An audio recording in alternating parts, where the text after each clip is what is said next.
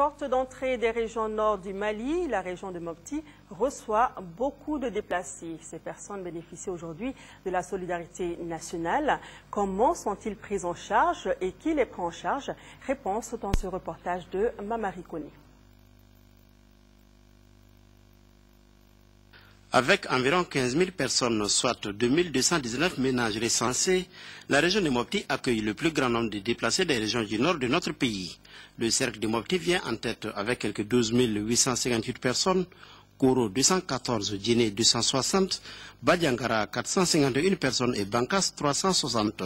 Ces populations déplacées sont réparties entre différents sites d'hébergement et dans les familles.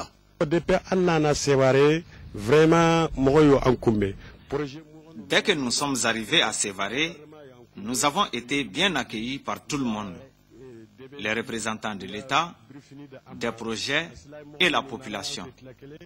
Ils nous ont donné à manger, ils nous ont offert des nattes et des couvertures, et certains sont venus apprendre à nos femmes les pratiques culinaires pour la préparation de certains aliments.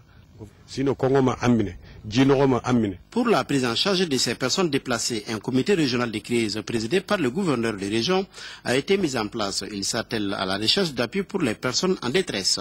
Parmi ces déplacés, on dénombre plus de 1000 élèves. Toutes les dispositions ont été prises pour leur inscription dans les établissements scolaires. Au niveau de l'académie de Mopti, ça se passe très bien.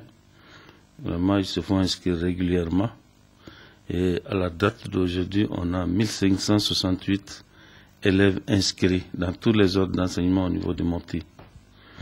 Donc, au niveau du fondamental, vous avez 825 élèves, alors qu'au niveau de l'enseignement secondaire normal et l'enseignement technique et professionnel, vous avez 743 élèves inscrits. Les enseignants, on a à peu près une soixantaine qui sont dans nos murs, sont fait inscrire aussi.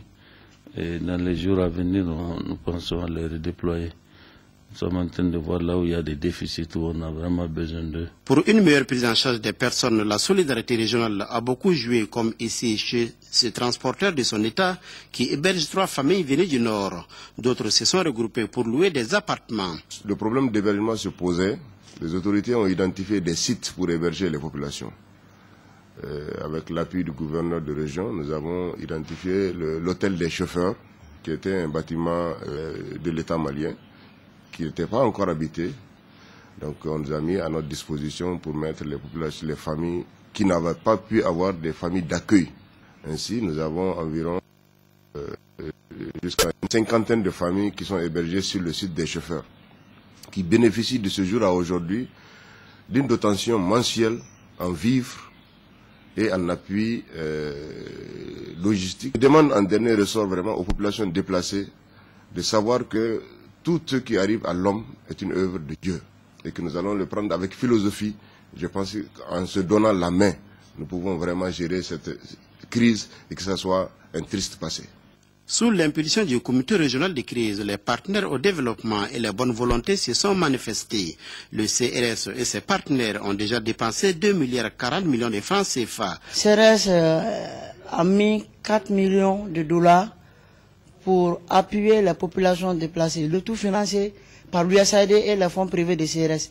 L'USAID contribue à concurrence de 95% et les fonds privés de CRS supporte 5% du montant. Et avec ces montants aussi, à côté de ce montant aussi, il y a ce qu'on appelle l'appui par le biais des équipements non alimentaires. Nous distribuons les composants les kits de logement, les kits de cuisine et les kits d'assainissement pour appuyer les populations déplacées, en vue de pouvoir passer ces moments difficiles que nous connaissons tous. En attendant la libération des zones occupées, on prie ici à Mopti pour des lendemains meilleurs. Mais avec l'hivernage qui pointe à l'horizon, on peut se demander déjà comment seront les jeux les déplacés.